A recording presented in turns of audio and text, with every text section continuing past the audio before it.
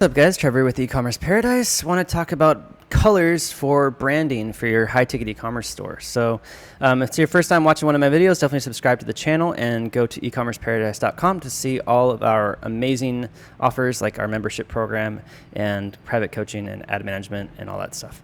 All right, so let's get into it. When it comes to branding colors, you've got to be first and foremost doing some research before you set up your store, or if you've already set up a store, I would go back and do more research.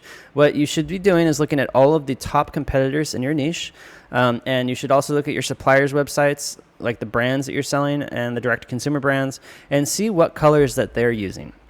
Because some niches you can have different colors, like it doesn't really matter. But some niches, like especially really, very specific stuff like certain product categories, you really need to have a specific color that goes along with it in order to portray yourself as a specialist, as an expert in that niche, and that will build trust. Generally speaking, with most niches, you can go with blue because blue is the color of trust, and a lot of big retailers do this, like Walmart and Lowe's.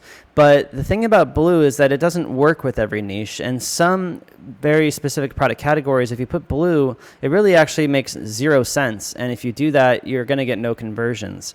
And I want to give you one example, and that is of anything related to wine. Wine coolers, wine refrigerators, wine cellar cooling units, wine racks. All that stuff you can sell online, but you have to choose a color that's actually related to wine. And since you can't really put a white color on your website, you got to go with red wine. Red wine is like a magenta color, and magenta is somewhere between red and purple on this, chart here. And it's a really good idea because it's going to portray that you know something about what you're selling, and you're a wine-specific company. When people land on your website, they're going to see the color of wine, and they're going to subliminally think that you are an expert in that niche. Okay.